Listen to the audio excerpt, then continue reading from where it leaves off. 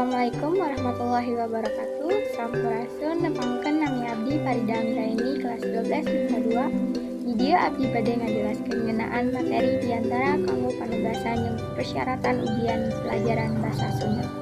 Diantara teh nyaeta nyarita dihareupeun balarea pikeun hiji maksud atawa informasi anu penting. Kalawan eusina luyu jeung tujuan anu rek dibuktikeun. Jalmi anu ahli biantara disebutna orator. Diantara ilharna ngagunakeun basa hormat lantaran ngajenan hadirin anu ngabendungan biantara. Insinyur Soekarno jeung Insinyur Otto Iskandar Dinata duanana oge orator anu kakoncara. Metode atawa teknik biantara. Nu pertama, metode monoskrip atawa maca naskah. Metode maca naskah biantara ngagunakeun teks dina buku. Biantara teh maca sakur nu aya dina teks. Diantara ieu sifatna resmi atawa formal. Nu kadua, metode ekstemporal atawa catatan inti biantara. Biantara kalawan mawa catatan hal-hal anu penting nu rek dipetikeun. Biasana ngan gurat badag anu rek dipetikeun. Nu katilu, metode langsung atawa impromptu. Biantara langsung tanpa nyiapkeun teks atawa ngahapal.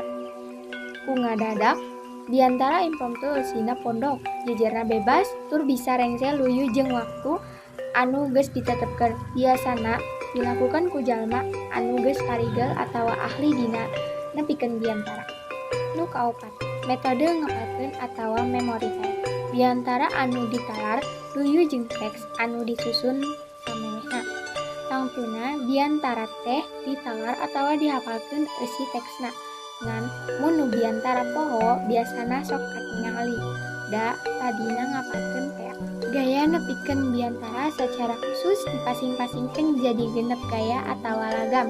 Diantarana nyaeta lagam religius, lagam agiator, lagam konversasi, lagam didaktik, lagam sentimental, lagam teater. Struktur biantara nu kahiji, bubuka. Bagian bubuka ngawengku salam bubuka mukadimah khusus pikeun muslim, salam kehadiran jeung ngahaturkeun nuhun ka panata acara nu geus mere kesempatan biantara. Nu kadua, runtuyan eusi.